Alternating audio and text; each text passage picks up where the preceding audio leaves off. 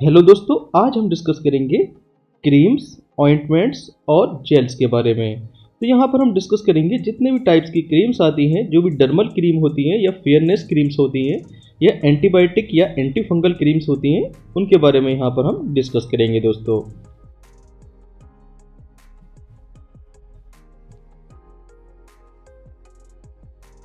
अब यहाँ पर डिस्कस करेंगे बीटाडीन के बारे में। तो बीटाडीन एक एंटीसेप्टिक क्रीम है जिसका यूज जलने, चोट लगने या स्किन में किसी प्रकार का इन्फेक्शन या माइनर कट लग जाना, वहां पर इसका यूज करते हैं। जैसे कि हम यहाँ पर देख पा रहे हैं, यहाँ जलने पर लगा सकते हैं या खरोंच किसी टाइप की आ जाती है स्किन पर, तो वहां पर इसका यूज कर सकते हैं, या माइनर कट में इसका यूज किया जा सकता है। अब यहाँ पर डिस्कस करेंगे बेटनोवेट एन और बेटनोवेट सी के बारे में। तो यहाँ पर एन और सी का क्या मतलब होता है? एन का मतलब होता है देखिए नियोमाइसिन, और सी का मतलब होता है क्लियोक्विनोल। नियोमाइसिन जो है एक एंटी बैक्टीरियल मेडिसिन है, जबकि क्लियोक्विनोल जो है एक एंटी फंगल मेडिसिन है। अब यहाँ पर देखिए दोनों ही केसेस में हमको क्या दिखाई दे रहा है, यहाँ पर बीटा मेथासोन दोनों ही केसेस में दिखाई पड़ रहा है। मतलब क्या हुआ कि दोनों में ही बीटा मेथासोन है। अगर एन आ जाता है तो यहाँ पर नियोमाइसिन एक एक्स्ट्रा मेडिसिन ऐड हो जाती है, और सी आ जाता है तो यहाँ पर एक एक्स्ट्रा मेडिसिन क्लियोक्विनोल ऐड हो जाती है। ओके, तो इसका यूज देखिए कहाँ पर करेंगे। इसका यूज एंटी फंगल में भी यूज कर सकते हैं और एंटी बैक्टीरियल में भी इसका यूज कर सकते हैं, जैसे कि सोरियासिस। सोरियासिस मतलब कि देखिए अगर यहाँ पर स्किन में पपड़ी सी जम जाती है तो इसको हम सोरियासिस कहते हैं। ओके, तो ये सोरियासिस का केस हो गया, तो सोरियासिस में इसका यूज कर सकते हैं। दूसरा एक्जिमा। एक्जिमा मतलब कि दांत, खाज और खुजली, और इंसेक्ट बाइट में इसका यूज कर सकते हैं, जैसे कि हम यहाँ पर देख पा रहे हैं। देखिए ये दांत बन गए हैं, जिसको हम एक्जिमा के नाम से भी जानते हैं, या रिंग बॉम भी इसको बोल देते हैं। दूसरा सोरियासिस और इंसेक्ट बाइट के केस में इसका यूज कर सकते हैं। अब यहाँ पर डिस्कस करेंगे हम क्वाड्रीडर्म क्रीम के बारे में। तो मेडिसिन में किसी भी टर्म के आगे अगर डर्म शब्द आ जाता है तो उसका मतलब होता है वो स्किन से रिलेटेड है। तो यहाँ भी देखिए ये क्वाड्रीडर्म क्रीम स्किन से रिलेटेड है। तो कहाँ कहाँ पर इसका यूज होता है? इसका यूज होता है रिंग बॉम। रिंग बॉम मतलब कि सर्कल में दाग बन जाते हैं इस टाइप के, तो यहाँ पर इसका यूज कर सकते हैं। दूसरा फंगल इन्फेक्शन, किसी भी टाइप का देखिए फंगल अगर इन्फेक्शन होता है तो यहाँ पर इसका यूज किया जा सकता है। अब यहाँ पर बात करेंगे ओमनी जेल के बारे में।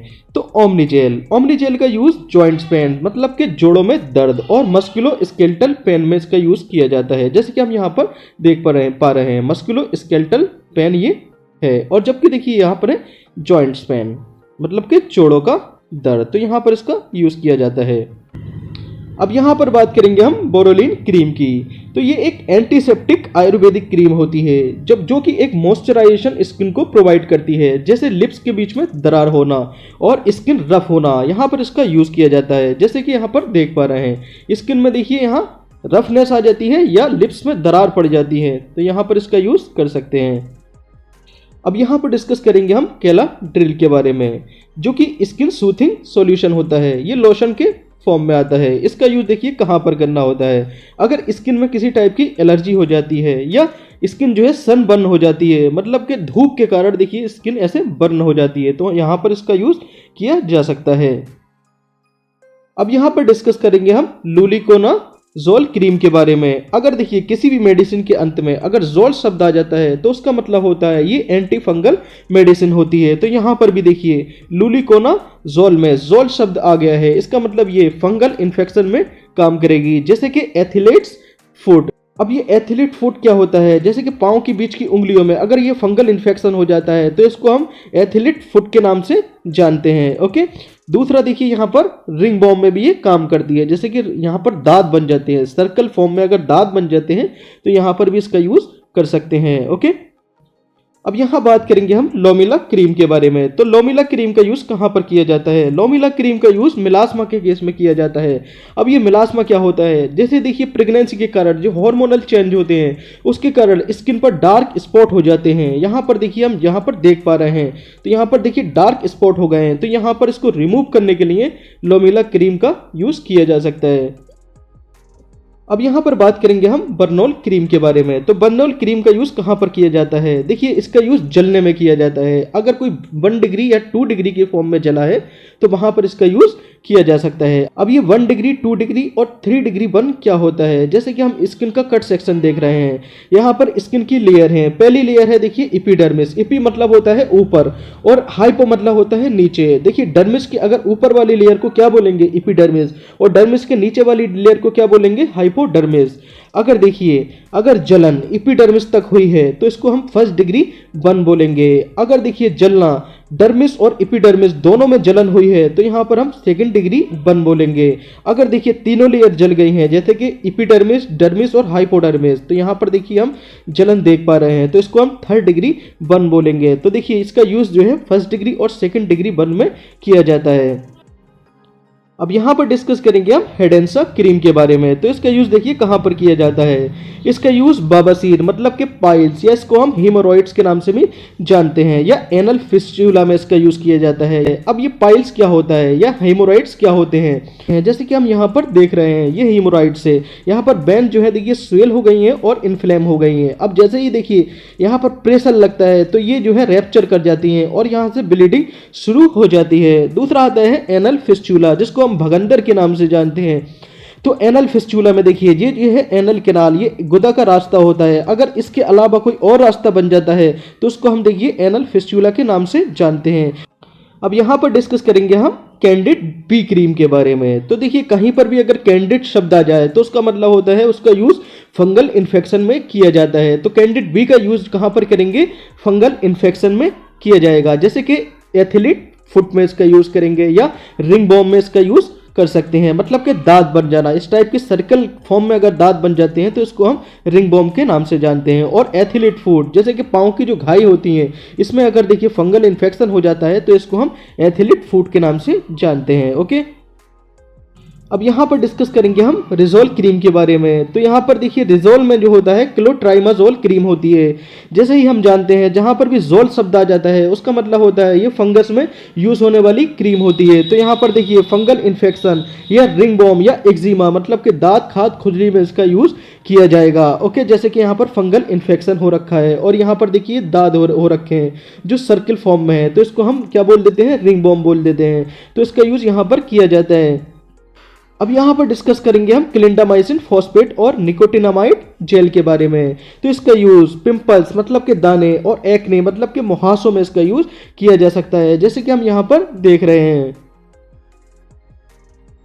अब यहाँ पर डिस्कस करेंगे हम सोफ्रामाइसिन क्रीम के बारे में। जैसे कि हम बता चुके हैं अगर माइसिन जहाँ पर भी टर्म आ जाता है उसका मतलब ये होता है ये एंटी बैक्टीरियल या एंटीबायोटिक क्रीम होती है। तो इसका यूज देखिए बैक्टीरियल इन्फेक्शन मतलब कि जैसे कि घाव हो जाता है कहीं पर या जल जाता है या कहीं पर माइनर कट लग जाता है तो वहाँ पर इसका यूज हम कर सकते हैं। जैसे यहाँ पर देखिए जल गया है ये, यहाँ पर इसका यूज कर सकते हैं, या कहीं खरोंच आ जाती है ये माइनर तक कट लग जाता है तो वहाँ पर इसका यूज कर सकते हैं। ओके, अब यहाँ पर डिस्कस करेंगे हम लोबेट क्रीम के बारे में। तो लोबेट क्रीम का यूज देखिए कहाँ पर किया जाता है। इसका यूज स्किन रैशेस मतलब कि स्किन पे इस टाइप के चकत्ते पड़ जाते हैं और खुजली में इसका यूज कर सकते हैं, मतलब कि हम एक्जिमा इसको बोल सकते हैं। तो यहाँ पर देखिए स्किन पे कहीं रैशेस पड़ जाते हैं मतलब कि चकत्ते पड़ जाते हैं, या खुजली जैसे दांत खाद खुजली जिसको हम एक्जिमा के नाम से जानते हैं, इसको हम यूज कर सकते हैं। यहाँ पर डिस्कस करेंगे हम बेंजोइल पेरोक्साइड जेल के बारे में, जिसका यूज हम पिंपल्स मतलब के दाने और एक्ने मतलब के मुहासों में यूज इसका कर सकते हैं, जैसे कि हम यहाँ पर देख पा रहे हैं।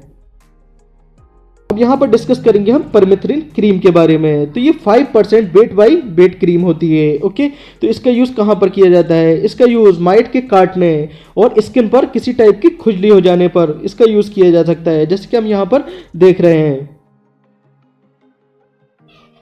अब यहाँ पर डिस्कस करेंगे हम मिडर्मा क्रीम के बारे में। तो देखिए इसका यूज कहाँ पर किया जाता है। इसका यूज फेस या बॉडी पर किसी टाइप के काले धब्बे पड़ जाना या निशान पड़ जाने में इसका यूज किया जाता है, जैसे कि देखिए यहाँ पर फेस पर इस टाइप के निशान पड़ जाते हैं तो इसका यूज यहाँ पर किया जा सकता है। ओके, अब यहाँ पर डिस्कस करेंगे हम इच गार्ड के बारे में। तो इच गार्ड का यूज कहाँ पर किया जाता है। इसका यूज फंगल इन्फेक्शन जैसे कि एथलीट फुट या दाद मतलब कि रिंग बॉम और स्किन पपड़ीदार हो जाना, वहां पर इसका यूज किया जाता है। देखिए ये रिंग बॉम मतलब कि दाद जो है सर्कल में बन जाते हैं तो यहाँ पर इसका यूज किया जा सकता है, या एथलीट फुट मतलब कि जो पैर की घाई होती है इसमें अगर फंगल का इन्फेक्शन हो जाता है तो यहाँ पर इसका यूज किया जा सकता है।